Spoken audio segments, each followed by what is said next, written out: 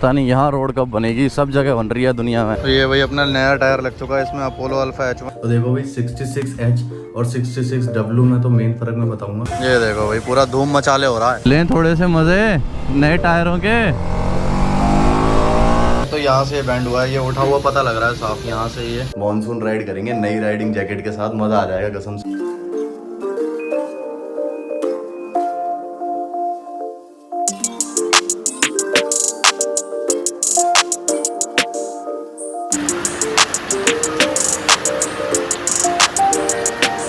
हाँ तो वही क्या हाल है सबके, उम्मीद करते हैं सारे बढ़िया हो गए और बढ़िया ही रहना। सो वही जो हमारा पिछला ब्लॉग था राइडिंग जैकेट वाला, उस पर आप लोगों ने जो प्यार दिखाया ना, वो देख के मेरे को अच्छा लगा। कमेंट बहुत अच्छे थे और हमने कुछ नया ट्राई किया था तो काम कर गया जो स्टार्टिंग में था। और बाकी आज जो है हमको बहुत ज़रूरी काम है, लेकिन भाई सुबह से जब से देखो बारिश ही हुई जा रही है, मैं वेट कर रहा था जल्दी से बारिश रुके और मैं निकलूँ। और अभी देख रहे हो टाइम 4:15 हो गए हैं भाई। अपनी राइडिंग जैकेट पहनने का इतना मन कर रहा है ना, मैं कहा बस भाई मॉनसून राइड करेंगे नई राइडिंग जैकेट के साथ, मज़ा आ जाएगा कसम से। तो आज जो अपना ज़रूरी काम है वो है अपनी जाने मन के टायर चेंज करवाने, क्योंकि जितनी राइड अभी तक हमने मारी है ना, अब टाइम आ गया हमें टायर चेंज कराने का। अपनी जाने मन लगभग 26,000 किलोमीटर चल गई है और 20,000 किलोमीटर के बाद टायर चेंज करवा देने चाहिए। तो हमने कहा चलो भाई अब आगे मॉनसून आ गया है तो उसमें ना टायर की ग्रिप और टायर अच्छे से जो है गीले सरफेस पे भी चल सके, तो इसीलिए हमने कहा अब चेंज करवा लेते हैं, कहीं रिपटना नहीं है।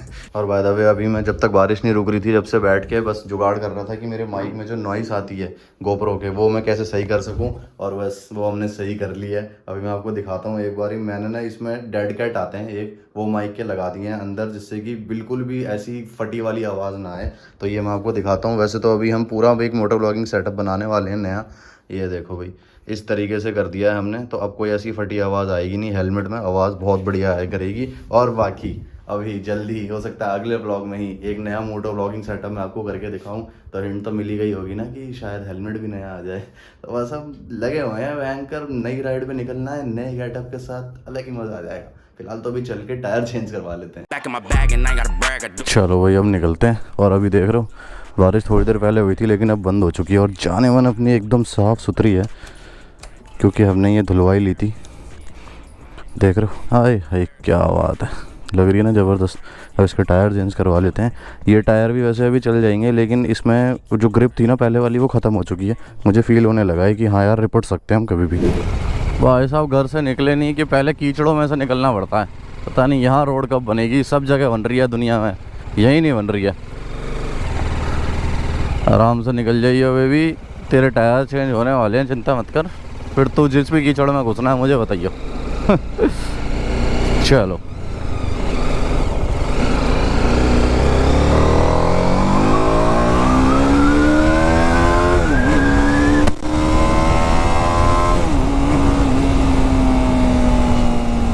भाई साहब। और अभी मैंने जो है ना माइक की नॉइज़ बिल्कुल सही कर दी है। ये जो ऑर्डर था ना डेड कैट जो थे, ये मार्केट में कहीं मिलते नहीं है, तो इसको आने में थोड़ा सा टाइम लग गया। इसी वजह से मैं भी रुका हुआ था। मैंने कहा मोटो व्लॉग करूँगा तो आवाज़ सही होगी उसके बाद। और बाकी टायर चेंज करवाने हम कहीं बहुत दूर अपने दूसरे घर करोल बाग नहीं जा रहे हैं, यहीं पास में निरंकारी टायर्स है जहाँ पे हमने अपनी डोमिनार 400 के करवाए थे चेंज, वहीं जाके चेंज करवाएंगे। सही है।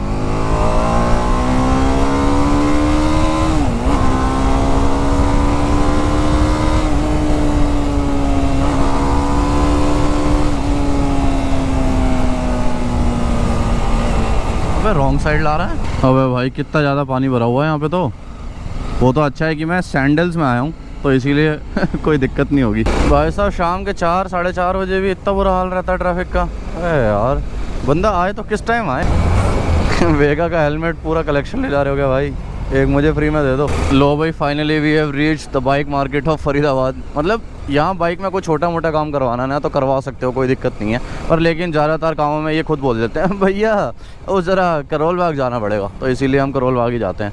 और बाकी ये है अपनी शॉप जहाँ से हमको लगवाने हैं टायर, निरंकारी टायर। तो भाई फाइनली अभी अपन आ चुके हैं निरंकारी टायर, जहाँ से हमने अपनी डोमिनार 400 के भी टायर नए लगवाए थे, और अभी इसमें भी अपन यहीं से लगवा लेंगे क्योंकि बढ़िया दुकान है, प्राइस भी अच्छी देते हैं। और पीछे ये देखो वो खड़ी हुई है अपनी जानेमन, अभी उसका टायर निकल रहा है रियर वाला, देन उसके बाद फ्रंट वाला भी निकल जाएगा। अपोलो अल्फा H1 हम इसमें लगवा रहे हैं। इनके पास जो थे वो थे C8 के स्पोर्ट रेड थे शायद से, तो मेरे को स्पोर्ट रेड लगवाने नहीं थे। मैंने कहा अपोलो अल्फा H1 ही लगवाने हैं। 66W, तो 66 H भी आते हैं, 66W भी आते हैं। इन दोनों में जो फ़र्क है ना, वो मैं आपको टायर लगने के बाद अच्छे से जाके बताऊंगा, क्योंकि यहाँ शोर बहुत है। लेकिन 66W ही लगवा रहा हूँ मैं, क्योंकि उसकी स्पीड रेटिंग अच्छी होती है। बाकी क्या इनमें डिफरेंस है क्या है वो मैं आपको बताऊँगा बाद में। पहले अपने टायर नए लगवा लेते हैं। अभी मंगवाए हैं, दूसरी शॉप से ही आ रहे हैं, फिर उसके बाद लगेंगे।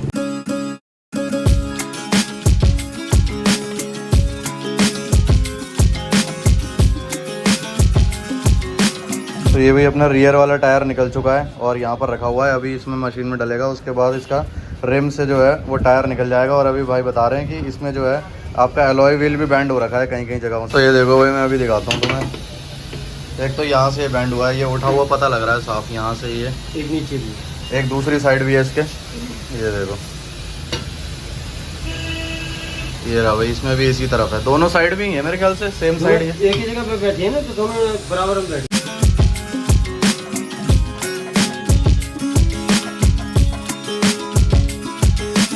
लो भाई, निकल गया ये टायर अपना, जिसकी लाइफ हो चुकी थी बिल्कुल ख़त्म।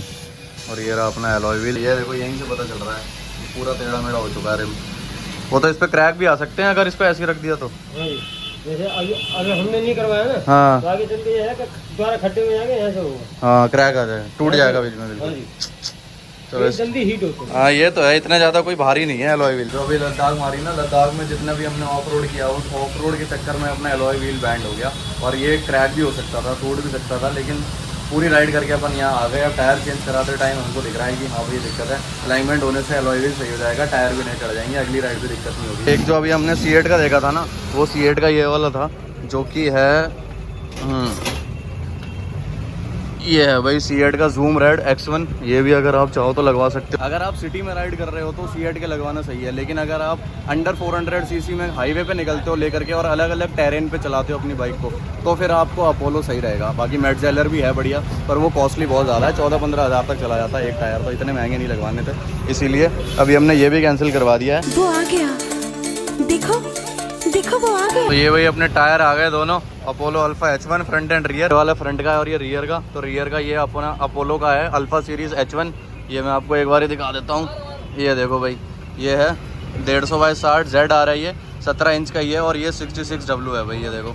तो ये 66W हमको करवाना था। और एक ये आ गया अपना इसका फ्रंट वाला, ये है फ्रंट वाला, जो कि है भाई 110/17। ये भी है ZR 17 इंच का, बस ये 54W है। अब ये दोनों अपनी जाने मन में लगवा लेते हैं और अब इसको बढ़िया नए टायरों के साथ कर देते हैं। बैंड हो गया था ना जगह जगह से, तो वो ठीक होने गया हुआ है, वो आ जाए, उसके बाद उसमें टायर लग जाएंगे, एलॉय व्हील भी फिक्स और टायर भी नए। तो ये रहा अपना एलॉय व्हील, जो कि सही होके आ गया। बैंड हो रखा था ये जगह जगह से, ये देखो यहाँ से सही हुआ है, ये अलग ही पता चल रहा है। ठीक है, अब एकदम बैलेंसिंग हो गई इसकी बढ़िया। और दूसरी साइड से भी कर दिया होगा, अभी मैं ज़्यादा छेड़ूंगा नहीं। यहाँ से हुआ है ना ये, और दूसरी साइड से यहाँ से हुआ है, तो यहाँ से भी ठीक हो गया ये। चलो अब ठीक है, एकदम बढ़िया। अब इस पे जो है ये नए वाले टायर चढ़ा देते हैं।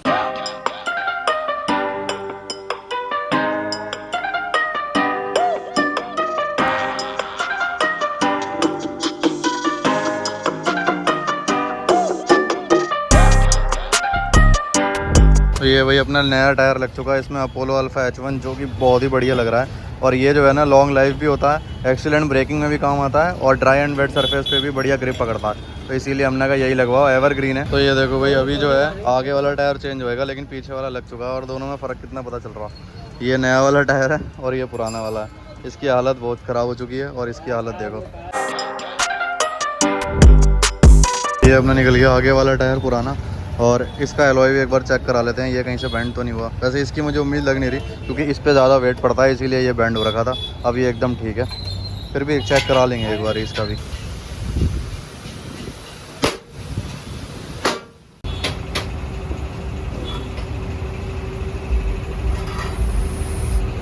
चलो भाई, फाइनली दोनों टायर लग गए अपने जाने मन में। ये देखो, ये लग गया पीछे वाला भी और आगे वाला भी, और दोनों ही क्या बढ़िया लग रहे हैं चमचमाते हुए। Apollo alpha H1। अब इनको जब लेके राइड पे अपन दौड़ेंगे तब पता लगेगा, इनकी टेस्टिंग होगी अच्छे से कि कैसे ये हैं कैसे नहीं। उम्मीद तो कर रहा हूँ बढ़िया ही हैं, क्योंकि इनका नाम भी बहुत है और ये एफिशिएंट भी है अपनी बाइक के लिए। ये देखो भाई, पूरा धूम मचाले हो रहा है।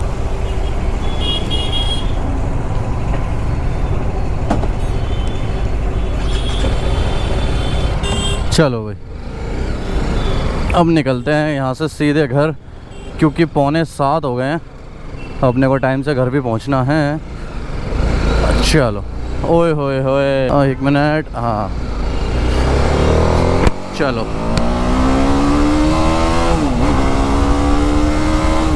हाँ क्या परफॉर्मेंस हो गई बाइक की भाई। अपोलो H1 का मानना पड़ेगा, टायर तो एक नंबर है भाई। भाई आज तो दोनों काम हो गए अपने बढ़िया एकदम। एक तो अपनी माइक की नॉइज़ भी सही हो गई और ऊपर से अब अपने टायर भी नए लग गए हैं। मेरे को हाईवे पे आने की वेट हो रही है क्योंकि टायर टेस्ट जो करने हैं।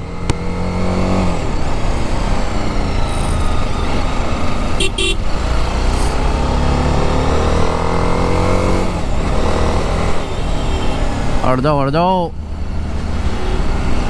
पहले निकलेगी BMW। ओ भाई तेरी के कितना पानी उड़ा दिया। 1 सेकंड। हाँ चलो भाई लें थोड़े से मज़े नए टायरों के।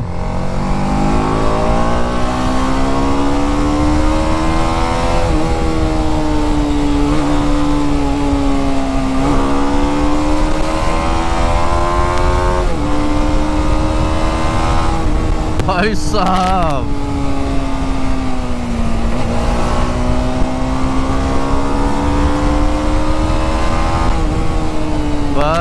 बस टायर क्या लगवा लिया। मैं तो उड़ाने लगा इसे बिना गियर्स के। हाँ भाई तो वही टायर लगवा के अपन घर पे आ चुके हैं। आते आते थोड़ा लेट हो गया पर कोई नहीं, टायर लग चुके हैं। मेन काम ये है क्योंकि अब राइड पे निकलना ही हमको मानसून। बाकी मैंने 66W क्यों लगवाए, 66H क्यों नहीं लगवाए, क्या फ़र्क होता है दोनों में वो मैं बताता हूँ आपको।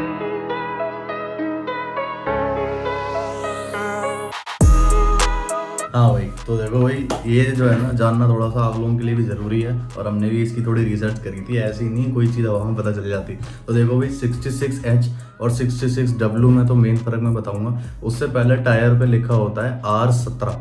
तो देखो भाई R17 का मतलब ये हो गया 17 इंच का टायर है और R मतलब हो गया रेडियल। तो पहले जो टायर आया करते थे ना उसमें R नहीं होता था ज़्यादातर, वो नॉर्मल होते थे। तो रेडियल बेसिकली ये है कि ये एक कंस्ट्रक्शन है टायर की जिसमें पता लगता है कि ये और भी अच्छी क्वालिटी के कंस्ट्रक्ट हुए हैं टायर, जो कि एक मतलब स्टील प्लाइज की होती है इनकी मैन्युफैक्चरिंग। कुछ वो बेल्ट होती है उसमें स्टील प्लाइज टाइप के होते हैं तो वो और भी ज़्यादा रिजिड कंस्ट्रक्टेड होते हैं। तो ये तो हो गया भाई तुम्हारा रेडियल। अब उसके बाद हम बात करते हैं भाई 66 क्यों है।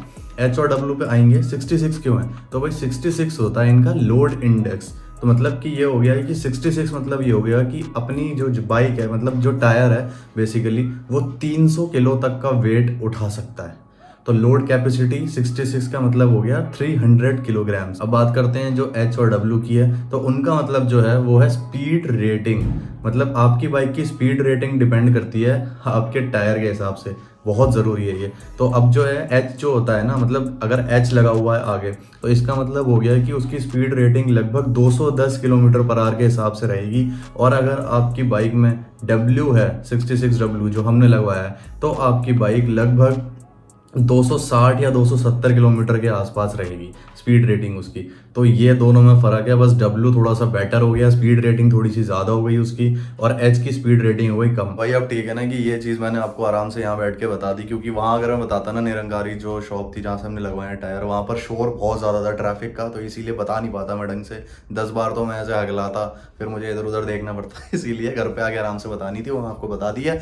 और आप लोग मुझे कमेंट सेक्शन में बताना कैसे लगे आपको अपनी जाने मन के टायर, मॉनसून राइड के लिए रेडी हो या नहीं हो वो भी बता देना मेरे को। और अब हम इस ब्लॉग को करते हैं यहाँ पे एंड। अगर पसंद आया तो लाइक कर देना, चैनल को सब्सक्राइब कर देना यहाँ पे नए हो तो, और कमेंट करके बताना भाई सारी चीज़ें जो अभी तक बोली क्या क्या अच्छा लगा। और वहाँ से मिलते हैं अगले ब्लॉग में।